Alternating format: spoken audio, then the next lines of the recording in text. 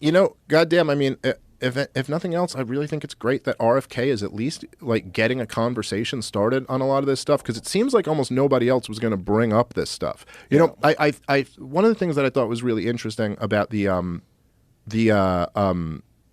when you had him on the podcast, and that created like a huge, you know, like storm, and then there was the thing with the Hotez guy refusing to come on and debate him when you offered. I think the pot was up to like $2 million or something like that. And it's like, it's funny how these guys from like the medical establishment, who have been wrong about just about everything throughout this pandemic. I mean, I don't know if you saw any of the compilation videos that were made of that Hotez guy going around just like at every phase getting everything wrong throughout this, but then still has the nerve to be like, this guy's spreading misinformation and it's dangerous and all this, refusing to come have a conversation with him.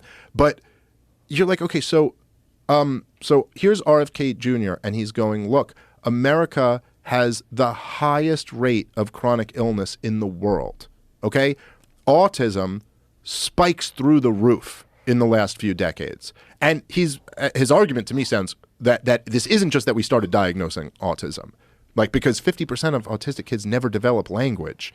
We would have known this. Like, we may not have called it the right thing, but we would have noticed people who don't develop language, you know? Right. And so he's going, so we have the highest rate of chronic illness in the world. We have autism shooting through the charts. And he's going, look, here are some potential culprits for that. And so, okay, if you think that's all crazy, like, okay, but what is it?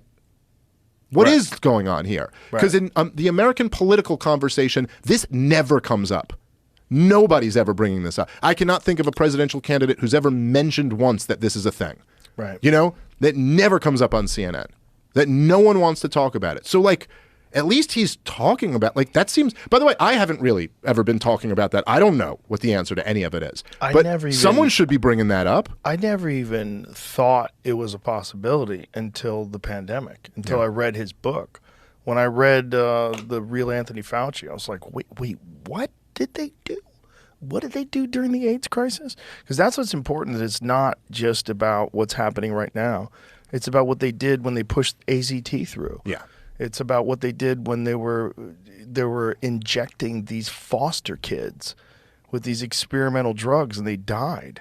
Like that all that stuff is true, and it's fucking terrifying. And this is why Hotez won't come on. This is why he won't come on with RFK. Yeah. Because he knows that this guy can go chapter and verse. And he's not like, you can kind of push him on defending his claims, but then he gets to push you on all this stuff. Yeah. You know? And I don't even know if Hotez was directly related to that, but I know he's in bed with that whole establishment. Like, he got funding from, you know what I mean? Like, all the same groups and stuff. Yeah. And like, it's like, okay, so this is who you're working with? These are the talking points that you're parroting? Yeah. And it's all... The guy doesn't take vitamins, doesn't exercise, eats junk food, and he posts pictures of him getting the RSV vaccine. It's like, okay, buddy, that's the way to do it. He got the RSV vaccine? Yeah. Posted a photo on Twitter. By the way, he has it limited now. The only people he follows can respond. Mm-hmm. So it's just like he's got this, like, little echo chamber he's got going on in his tweets now. Dude, me inviting him to have a debate with RFK. Dude, the thing that drove me crazy about that was that then he turned it around and started playing the victim and going, you know, like Joe Rogan's led this harassment campaign against me, and all these people on Twitter all day are like, you know, like, I'm being demonized by this whole group. And you sit there and you go like, yeah, you know, as an unvaccinated person, I have no idea what that's like. Yeah. I have no idea what it's like for you to, like, you know what I'm saying? Like, but not only that, it's bullshit, because he said I had neo-fascist leanings. Oh, yeah. Yeah. He'd been on the podcast twice. Yeah. And I've fucking chatted with the guy. Like he knows I'm not a fucking fascist. Like, what are you saying? You don't believe that. You're saying something you don't really believe, and you did it without, like, mentioning me. You know, like with the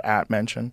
Yeah. So somebody had to send it to me, and I was like, this motherfucker, like a neo-fascist leanings. Like, you're telling me that the guy who is pushing forced vaccinations on behalf of giant private pharmaceutical companies is calling you a neo-fascist? Yeah. Like, do you have any idea what these terms even mean and who's being the fascist here and who's not? Well, that's why I did it. And even then, I didn't insult him.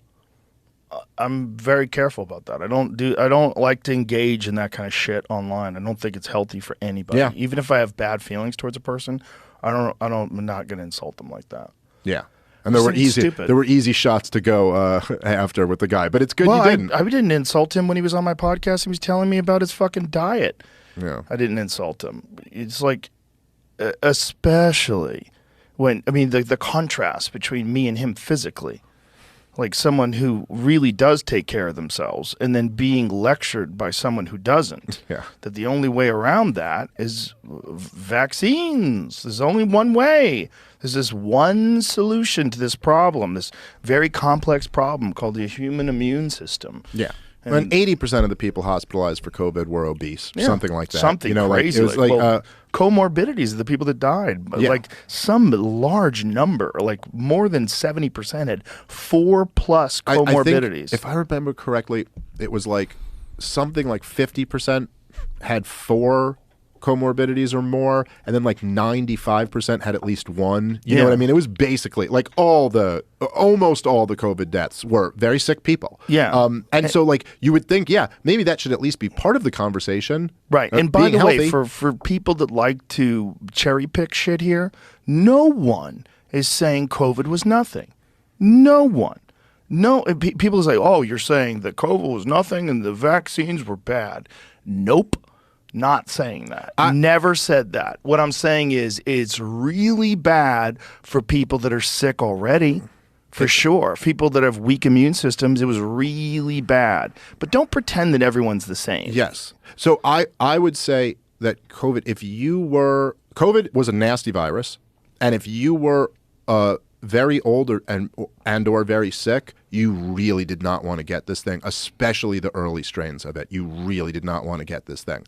And I think that there is an argument that early on, if you were very old and very sick and had never had COVID, that maybe it did make sense for you to get the vaccine. I think it did make sense for a lot of people. It offered some level of protection initially. So there was other things they could have done as well. Sure, but just because it makes sense for that one group, you cannot extrapolate from that now that it makes sense for every group. And the ones that are the most obvious would be like, if you're like a young, healthy person who's already had COVID.